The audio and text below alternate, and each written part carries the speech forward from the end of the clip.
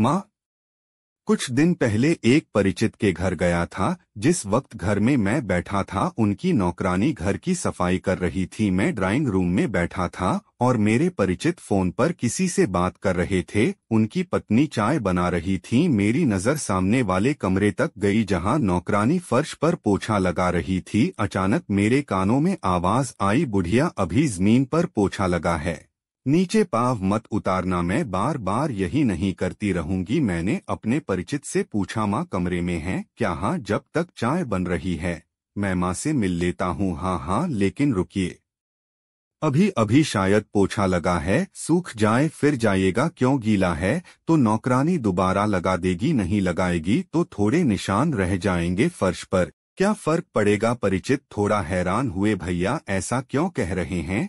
तब तक मैं कमरे में चला गया था। गीले फर्श पर पाँव के खूब निशान उकेरता हुआ मैं माँ के पास गया। मैंने उनके पाँव छुए और फिर उनसे कहा, चलिए आप भी ड्राइंग रूम में वहाँ साथ बैठकर चाय पीते हैं। चाय बन रही है, भाभी रसोई में चाय बना रही हैं। मैंने इतना ही कहा था कि माँ एकदम घबरा गईं। अरे नहीं, अभी फर्श पर पाँव नहीं रखना है, फर्श गीला है ना, मेरे पाँव के निशान पड़ जाएंगे, पाँव के निशान पड़ जाएंगे। वाह, फिर तो मैं उनकी तस्वीर उतार कर बड़ा करवाकर फ्रेम में लगाऊंगा। आप चलिए तो सही। पर माँ बिस्तर से नीचे नहीं उतर रही थीं। उन्होंने कहा, तुम चाय पी लो बेटा। तब तक मेरे परिचित भी माँ के कमरे तक आ गए थे। उन्होंने मुझसे कहा, माँ सुबह चाय पी चुकी है, आप आइए। भैया नहीं, माँ के साथ मैं यहीं कमरे में चाय लूंगा। चमकते हुए टाइल्स पर मेरे जूते के निशान बयां कर रहे थे कि मैंने जानबूझकर कुछ निशान छोड़े हैं। वो समझ नहीं पा रहे थे कि आखिर मैंने ऐसा किया क्यों। उन्होंने मुझसे तो कुछ नहीं कहा, लेकिन नौकरानी को उन्होंने आवाज दी, बबीता जरा इधर आना। इधर भैया के पाँव के निशान पड़ गए हैं, उन्हें साफ कर देना। बबीता ने गीला पोछा फर्श पर लगाया। जैसे ही फर्श की दोबारा सफाई हुई मैं फिर खड़ा होकर उस पर चल पड़ा। दोबारा निशान पड़ गए।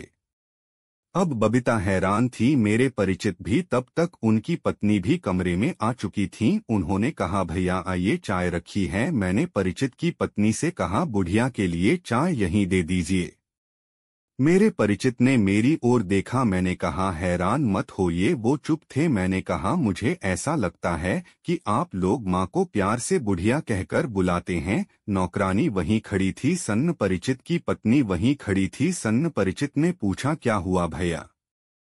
हुआ कुछ नहीं, मैंने खुद सुना है कि आपकी बबीता माँ को बुढ़िया कहकर बुला रही थी। उसने माँ को बिस्तर से उतरने से धमकाया भी था। यकीनन काम वाली ने माँ को बुढ़िया पहली बार नहीं कहा होगा, बल्कि वो कह भी नहीं सकती उन्हें बुढ़िया। उसने सुना होगा बेटे के मुंह से, बहू के मुंह से, बिना सुने वो नहीं कह सकती थी। जाहिर है आप लोग प्यार से माँ को इसी नाम से बुलाते होगे, तभी तो उनसे कहा। पल भर के लिए धरती हिलने लगी थी। गीले फर्श पर हजारों निशान उभर आए थे। मेरे परिचित के छोटे छोटे पाँव के निशान वहां उभरे हुए हैं। बच्चा भाग रहा है, माँ खेल रही है बच्चे के साथ साथ। एक निशान, दो निशान, निशान ही निशान। माँ खुश हो रही है, बेटे के पाँव देखकर कह रही है, देखो तो इसके पाँव के निशान। बेटा इधर से उधर दौड़ रहा था, दौड़ता जा रहा था। पूरे घर में बुढ़िया रो रही थी, बहू की आंखें झुकी हुई थीं। बबीता चुप थी। भैया गलती हो गई, अब नहीं होगा ऐसा। भैया बहुत बड़ी भूल थी मेरी। मेरे परिचित अपनी आंखें पोंछ रहे थे। मैं चल पड़ा सिर्फ इतना कहकर कि आंखें ही पोंछनी चाहिए, उस फर्श को तो चूम लेना